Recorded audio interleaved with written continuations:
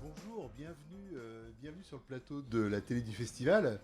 Bonjour Or, bonjour Clotilde, vous allez bien? Bonjour. Ça s'est bien passé votre intervention? Oui, très on bien. espère. Ouais. Le public était attentif en tout cas. Oui. Ah oui, réagit à l'écoute, une belle écoute. Hein, voilà, une belle écoute. Bon, en tout cas, on est ravis de vous avoir avec nous. C'est vraiment hyper sympa de passer par le plateau. Alors, j'ai une petite question un peu personnelle. Est-ce que vous tenez vous-même des journaux intimes? Clotilde, vous avez fait un J'en ai commencé des tas. J'ai des tas de... Voilà, et c'était plutôt des lettres pas envoyées. Donc en fait, je trouve que le journal intime, ça s'apparente souvent à des lettres qu'on veut pas envoyer, qu'on écrit quand même. Mais qui s'adressent à qui? Non, mais voilà, ou qui s'adressent des choses qu'on a envie de déposer en tout cas sur le papier. Mais ouais. Et alors, Or? Moi, j'ai tenu un journal intime quand j'étais petite, et quand j'étais enfant, et au début de l'adolescence. Et je crois que ma mère, elle était tombée dessus, et quand j'ai découvert ça, ça m'a complètement bloquée. Après, j'ai eu du mal à continuer. Pourquoi? Parce que votre mère, elle n'a pas apprécié ce qu'il y avait dans le contenu du journal intime? C'est un truc d'adolescent. Non, c'était surtout, tout d'un coup, je sais pas, la blessure était profonde, et donc ça m'a empêché d'écrire. Mais un peu comme Clotilde, j'ai souvent commencé des journaux, et puis...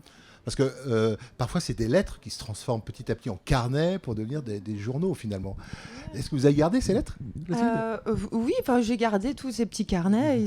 Mais c'est vrai que c'est souvent des correspondances. D'ailleurs, moi, j'aime beaucoup ça, lire les correspondances des écrivains. Ouais. Ouais, c'est vrai que c'est intéressant. Alors, comment vous a inspiré ce texte que vous avez lu à quatre mains, ou à deux voix et quatre mains? Comment vous avez ça vous a fait quoi de lire ce texte? Moi, je trouve ça absolument fabuleux, la vie que ces deux jeunes filles se racontent. Qu'elles racontent leur vie, leur intimité pendant cette période-là. C'est leur petite histoire dans la grande histoire. C'est la rencontre de l'intime et de la grande histoire. C'est très beau, quoi. Et puis j'aime bien. Il y a tout. Il y a aussi ce qu'elles vivent dans la grande histoire, et aussi leur rapport. Elles s'adorent, elles s'aiment, et en même temps elles se déchirent un peu, elles se chamaillent. Enfin, il y a tout ça. Et puis une autre époque avec les histoires d'amour, le mariage, l'avortement. On sent aussi tout le combat féministe de Benoît de Groult. Parce que c'est assez incroyable quand même ce qui leur arrive en si peu de temps, j'allais dire. C'est à la fois passionnant. D'ailleurs, le public, je pense, était là. On vivait une histoire en direct. Et en même temps, on a presque du mal à y croire. On se dit, c'est pas possible qu'elles aient traversé autant d'épreuves, finalement. Ça vous a ému? Ouais, c'est très émouvant. Ce journal, il est fou.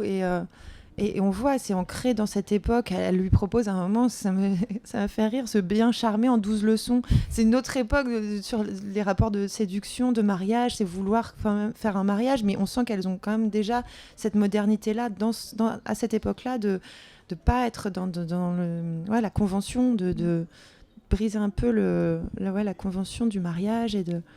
Puis il y a un côté un peu cash aussi dans ce qu'elles écrivent. La relation avec les garçons, la manière dont elles décrivent leurs rencontres, c'est assez oui, il y a un côté un peu étonnant, consommatrice aussi dans la deuxième partie. Oui, consommatrice américains. Ouais. Ils ont bien apprécié le passage des Américains à Paris. Aussi, après toute cette période terrible, c'est un peu de retrouver une légèreté et s'amuser. Elle revendique ça. Ouais, c'est bien. Et alors, vous, en tant que comédienne, quand vous travaillez sur un texte comme ça, d'un journal intime, est-ce que ça vous a demandé un travail un peu différent, le fait que ça soit de l'intime, que ça soit vrai, etc. Est-ce que vous avez travaillé un peu autrement ou pas du tout? Non, parce que c'est une lecture, donc c'est différent. C'est pas comme si on avait appris le texte et ensuite on doit le... non, c'était on a vous l'avez bien porté. On a lu le texte plusieurs fois, et après on essaye de... C'est pas une interprétation, c'est un entre-deux. Ouais. Mais il n'y a quand même pas non plus une lecture à plat, parce que sinon ça peut être un peu ennuyeux. C'était pas à plat, je vous rassure toutes les deux. Donc là, il y a un peu d'incarnation. C'est le principal. Et on se laisse aussi un peu happer, nous, par un petit peu d'incarnation parfois, pour s'amuser du texte et rendre la chose pas trop rébarbative. Vous êtes retrouvée un petit peu dans ces deux jeunes filles des années 40 ou pas? Moi, j'ai des sœurs, en tout cas, donc le rapport à la sororité, au fait de d'adorer, de détester, se battre et puis perdre sa sœur quand elle s'en va parce qu'elle a trouvé. Et ça, moi, je m'identifie à fond. Oh. Alors moi, j'ai pas de sœur, donc j'ai pas connu ce rapport-là, mais d'autres choses, d'autres choses plus sur la douleur ou un côté, un regard sur les hommes. Oui, je me suis reconnue aussi. Alors donc elle est là, c'est quelque chose d'assez contemporain, oui. Et comment vous trouvez par rapport à cette idée de festival en fait de journal intime? Vous trouvez que ça a du sens? Ça vous intéresse? Vous trouvez ça sympa? Le choix de ce texte, vous voulez dire? Oui, du texte, oui, dans ce festival en fait, sur ce thème du journal intime.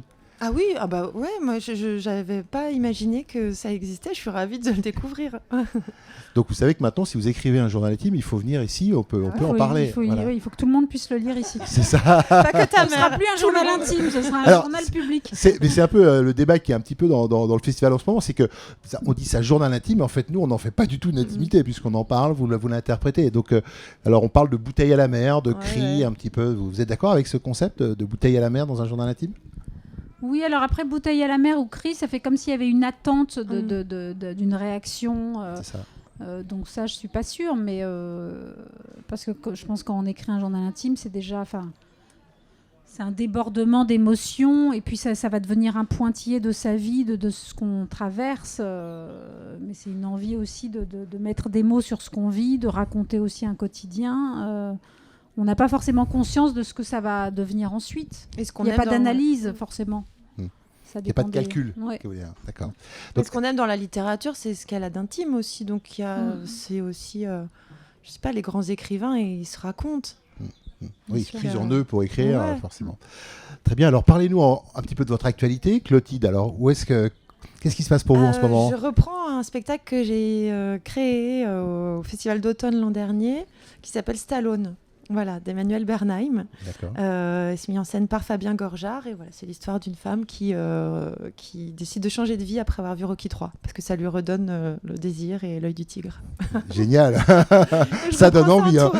Ça donne envie. Je vais passer en Bretagne, Saint-Brieuc, je crois, en début d'année prochaine. Début d'année prochaine. Okay. Saint-Brieuc, Lorient. Voilà.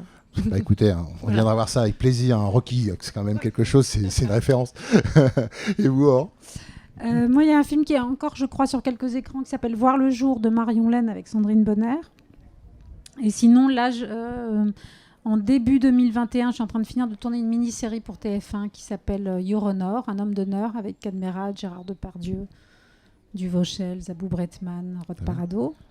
Et là, je commence en novembre le tournage du premier film d'Aurélie Saada avec Françoise Fabian. Une très belle histoire autour de Françoise Fabian et je joue sa fille. Super. La chanteuse l'actrice et elle est chanteuse aussi. Elle a sorti un album. Et elle réalise. Génial.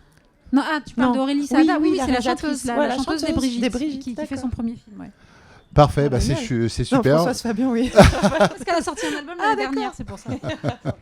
En tout cas, merci beaucoup d'être passé par le plateau du festival. On vous souhaite plein de bonnes choses et puis à très bientôt. Merci encore. Au revoir. Au revoir.